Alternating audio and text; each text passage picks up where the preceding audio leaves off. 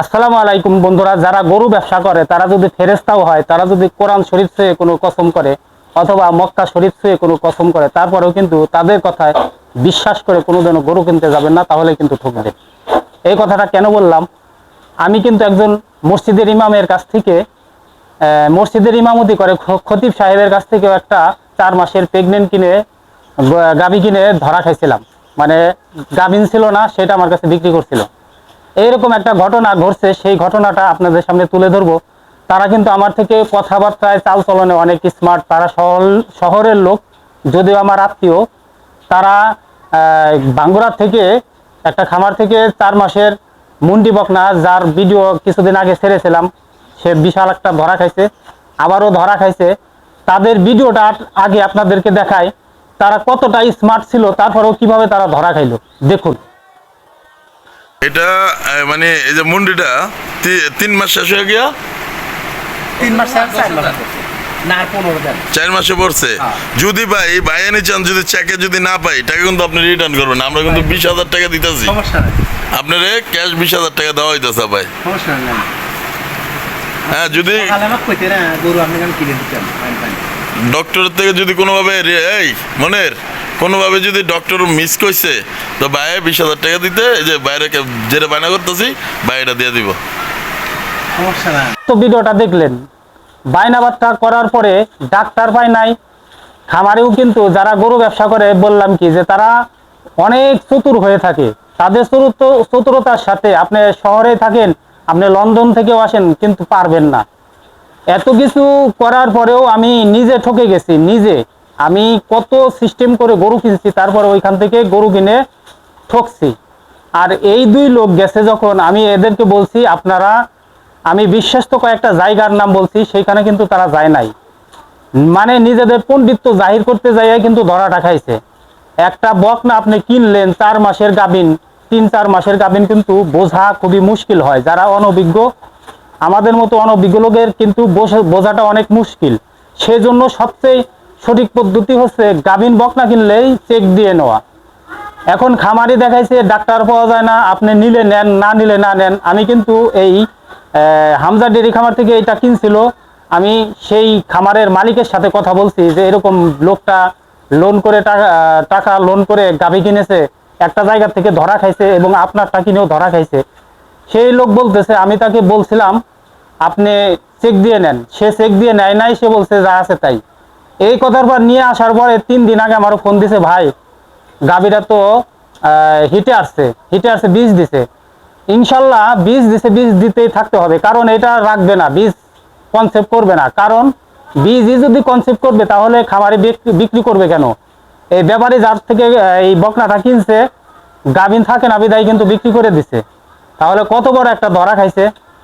আপনি গাভিন বকনা যদি কিনতে যান, অবশ্যই আগে চেক দিয়ে প্রমাণ সহ আপনি যে গাভীকে বীজ দিছে সেই রিসিপ্টটা নিতে হবে এবং ডাক্তার দিয়ে চেক করাতে হবে আসলে এই গাভীটা আসলেই বীজটা কনসেপ্ট করছে কিনা। আর সবচেয়ে ভালো হবে 5 থেকে 6 মাসের গাভিন বকনা কেনা। এইখানে কিন্তু রিস্ক থাকে না। 6 মাস বা 5 মাস যখন পার হয়ে যায় একটা বকনা বা গাভীর, সেটা কিন্তু অনেকটাই বাহিরের থেকে বোঝা যায় সেটা প্রেগনেন্ট কিনা। এত মোটা সোটা বকনা কিনলে কিন্তু ধরা খেতেই হবে।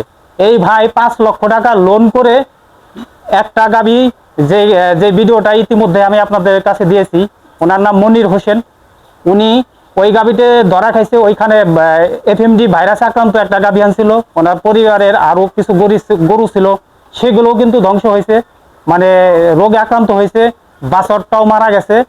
আবার ওনার গাভীর যে গাভীটা আনছে সেটা বাচ্চা মারা গেছে, গাভীটা 5 লিটার দুধ দিচ্ছে। এখন আর একটা হামজা ডেরি খামার থেকে 4 মাসের গাভীন বকনা কিনছে, সেটাও কিন্তু গাভীন নাই, মানে ওটা টোটালি ফলস।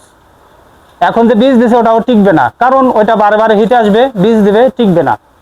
তাহলে কিন্তু তার 5 লক্ষ টাকায় জলে ফেলে গেল। এই একটা ফাঁদে পড়ে আমার খামারটা খালি হয়ে গেছে। লোন করে তো গাভী কেনাই যাবে না, গরুর ব্যবসা করাই যাবে না।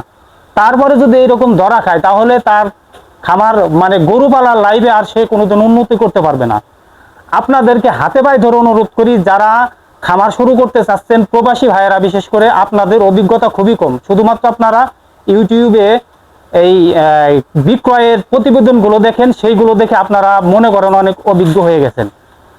খামারে করতে হলে অবশ্যই আপনার নিজস্ব টাকা লাগবে, আর প্ল্যান মাফিক কাজ করতে হবে। আপনি যদি গাভীর খামার করতে চান তাহলে আপনার নিজস্ব এলাকা থেকে গাভীন বকনা কিনেন অথবা গাভী কিনেন, আপনার নিজস্ব এলাকা থেকে কেনার চেষ্টা করবেন। আপনি পাবনা গেলেই কিন্তু ধরা খাবেন। হয়তো 100 জন গেলে 20 জন জিতে আসে, সেই 20 জন কিন্তু অনেক অভিজ্ঞতার কারণে কিন্তু তারা জিতে আসে। আর 80% লোক কিন্তু 80 থেকে 90% লোক এরকম ধরা খায়, কিন্তু তাদের ভিডিওগুলো সামনে আসে না, তারা বলে না। আমি এই লোকরে অনেক রিকোয়েস্ট করছিলাম, আপনি গাভীটা যখন কিনছেন, বকনাটা কিনছেন, অবশ্যই চেক দিয়ে নিয়ে আসবেন। সে কিন্তু চেক দেয় নাই, ওই যে বিশ্বাসের উপর নিয়ে আসছে।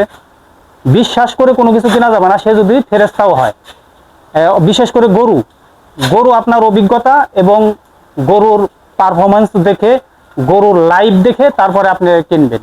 যদি না কিনেন তাহলেই কিন্তু ওই মনির হোসেন ভাইয়ের মতো বা আমার মতো আপনি ঠকে যাবেন।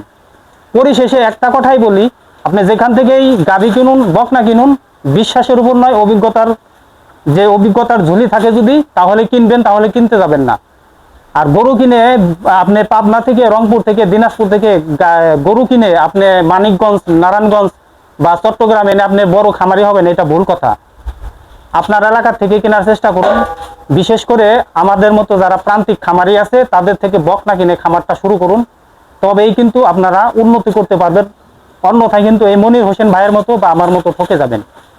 আমি একটা প্রবাসীর ভিডিও আপনাদের সামনে নিয়ে আসবো, সে কতটা সুন্দরভাবে খামার করছে, সেই ভিডিওটা আপনাদের সামনে নিয়ে আসবো। সেই পর্যন্ত আপনারা ভালো থাকবেন। মনির হোসেন ভাইয়ের জন্য দোয়া করবেন, তিনি যেন যে লসটা খাইছে সেই লসটা থেকে কামব্যাক করতে পারে। সকলেই ভালো থাকবেন। ভিডিওটি ভালো লাগলে একটা লাইক দিবেন, চ্যানেলটি সাবস্ক্রাইব করে পাশে থাকবেন। আসসালামু আলাইকুম।